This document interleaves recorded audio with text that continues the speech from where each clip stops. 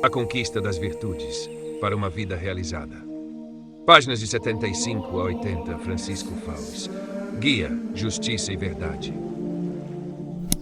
1. A veracidade. Assim como o ar é vital para o homem e a água para o peixe, a confiança é essencial para a convivência humana, seja no âmbito familiar, social, profissional, etc. Ora, só pode haver confiança onde se honra a verdade. Quando falta sinceridade, a virtude da veracidade, e nos vemos cercados pela mentira, pelo engano ou pela trapaça, a convivência harmoniosa e segura se torna impossível.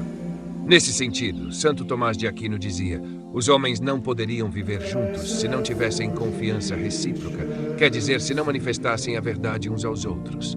Suma Teológica, segunda secundae, questão 109, artigo 3. É evidente que sem a verdade não se sustenta a amizade, nem é possível a colaboração, e tampouco existem condições para manter a família unida.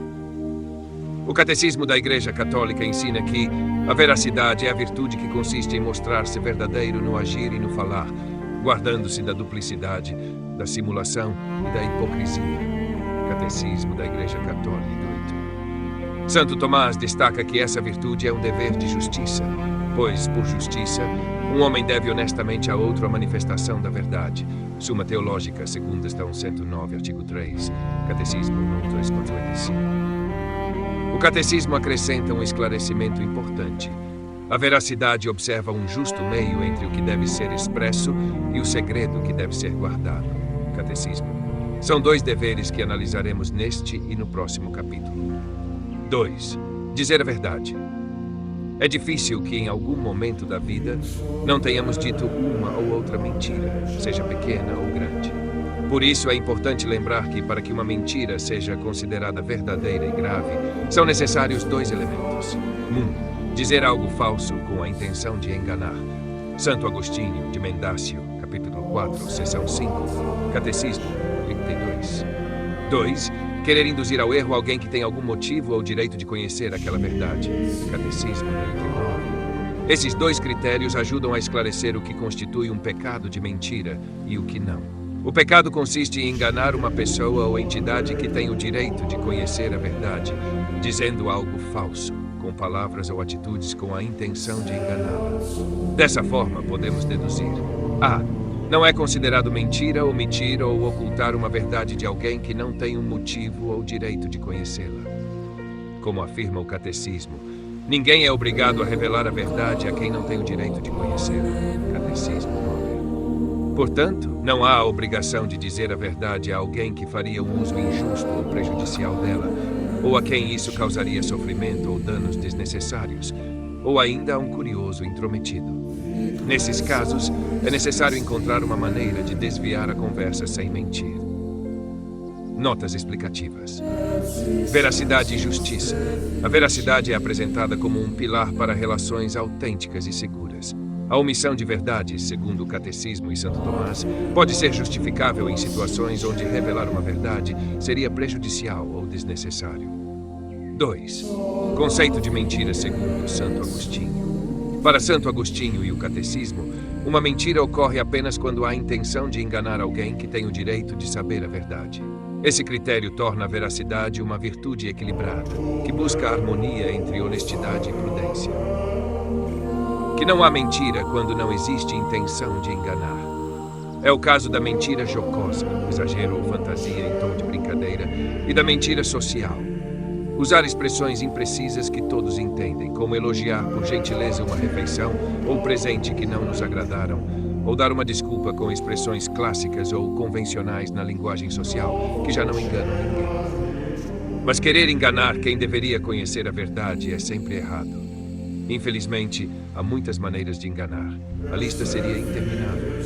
Além da calúnia, já comentada anteriormente, poderíamos incluir na lista as fraudes em negócios, as concorrências desleais, as licitações manipuladas, as recomendações ou apadrinhamentos que colocam pessoas incompetentes em funções das quais são excluídos os mais qualificados. As mentiras políticas ou administrativas de todos os tipos, que causam enormes prejuízos ao país e frequentemente aos mais desprotegidos. As mentiras sobre a história ou sobre a igreja, ditas sem responsabilidade por professores ou jornalistas sectários. As falsificações nos dados dos contratos, a ocultação de defeitos em máquinas vendidas, as falsificações, vigarices, trapaças de toda a espécie. Sobre a gravidade da mentira, é muito claro o que ensina o Catecismo da Igreja Católica. A gravidade da mentira é medida pela natureza da verdade que ela deforma, de acordo com as circunstâncias, as intenções daquele que a comete, os danos sofridos por aqueles que são suas vítimas. Embora a mentira em si constitua um pecado venial, ela se torna mortal quando fere gravemente as virtudes da justiça e da caridade. Catecismo da Igreja Católica, Praga 244. Toda falta cometida contra a justiça e a verdade impõe o dever de reparação, mesmo que o autor tenha sido perdoado. Catecismo da Igreja Católica, Praga 220. Seria maravilhoso se a mídia observasse sempre esse dever de justiça. 3. Dizer a verdade com caridade. Acabamos de citar o Catecismo, que ensina que a mentira pode ser pecado mortal, quando fere gravemente as virtudes da justiça e da caridade. Certamente, a mentira pode ferir gravemente a caridade. É o caso da calúnia, que se fundamenta na mentira. Mas é importante ter em mente que também dizer a verdade pode ferir gravemente a caridade, dependendo da intenção e da forma como é dita. Existem pessoas que, com a desculpa de serem, como dizem, muito sinceras ou muito espontâneas, dizem verdades como quem lança uma pedra na cabeça ou dá um tapa no rosto de alguém. Elas não dizem a verdade. Em vez disso, a usam como uma faca para ferir. Notas explicativas. Catecismo da Igreja Católica, Praga 254, 88, 86. As referências ao Catecismo explicam a posição da Igreja em relação à mentira e à necessidade de reparação por atos que ferem a justiça e a verdade. A menção ao prato indica que a gravidade do pecado da mentira depende da verdade que ela distorce e das consequências para as vítimas. O parágrafo 2, menciona que, mesmo com o perdão, é necessário reparar o dano causado pela mentira. 2. Tipos de mentira. O texto distingue entre mentiras inofensivas, mentira jocosa e social, e aquelas que causam danos graves. A mentira jocosa é uma brincadeira exagerada que não visa enganar. A mentira social, por sua vez, refere-se a expressões educadas ou desculpas aceitas socialmente, que não enganam ninguém de fato. São Paulo escreveu aos Efésios que é preciso fazer a verdade na caridade e ver segundo a verdade no amor. Carta aos Efésios 4:15. Por isso, para não nos enganarmos dizendo eu sou muito sincero, muito franco, é importante reconhecer qual é a intenção íntima que nos leva a lançar nos outros a verdade como uma pedra. Pode ser o desejo de ofender e humilhar, quando a verdade é dita de forma acusadora ou para ridicularizar. Pode ser a inveja, como ao dizer seu namorado me contou. Pode ser uma verdade íntima de outra pessoa, exposta de maneira grosseira em público. Voltaremos a isso no próximo capítulo. Pode ser chantagem, que às vezes, infelizmente, ocorre até mesmo entre parentes ou colegas. Enfim, toda verdade dita com a intenção de magoar ou de ofender é uma verdade maldita, no sentido de uma verdade dita com maldade. São Tiago, que aborda temas impactantes em sua carta, afirma que há línguas inflamadas pelo inferno. Carta de Tiago 3:6. Isso deve servir de reflexão para nós, especialmente quando lembramos o que Jesus disse. A boca fala do que está cheio o coração. Evangelho de Lucas 4:20. Através de nossas palavras, podemos perceber como está o nosso coração. Questionário sobre a mentira. Pratico e valorizo a sinceridade em meus relacionamentos com os outros. Reconheço que a sinceridade, que evita a mentira, o fingimento e a hipocrisia, é essencial para um bom relacionamento humano. Costumo cair em pequenas mentiras com facilidade? Acho que não tem importância. Tenho o hábito de mentir exagerando ou dizendo meias-verdades. Minto por vaidade, para me enaltecer e passar uma imagem superior à realidade do que sou e do que faço. Tenho o hábito de mentir para me desculpar ou justificar meus erros. Já deixei, em algum momento, que minha falta de sinceridade fizesse recair a suspeita ou a culpa sobre outra pessoa. Sou pouco sincero com meu confessor ou diretor espiritual. Escondo coisas para evitar a vergonha, sem perceber que essa falta de sinceridade prejudica a eficácia da ajuda espiritual que eu poderia receber. Notas explicativas. Efésios 4:15. A expressão fazer a verdade na caridade. De São Paulo orienta que a verdade deve ser dita com amor e respeito, não de forma ofensiva ou humilhante. Tiago 3 e Lucas 6:45 São Tiago destaca o poder destrutivo da língua quando usada com más intenções. Jesus também adverte que nossas palavras refletem o estado de nosso coração, alertando para a responsabilidade no uso da linguagem. 3. Verdade maldita. A ideia de verdade maldita refere-se a verdades usadas de maneira agressiva, com o propósito de ferir, em vez de edificar ou corrigir com respeito.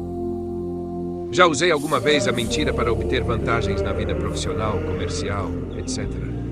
Costumo bajular. Finjo, por interesse, uma amizade, um afeto ou uma admiração que não sinto.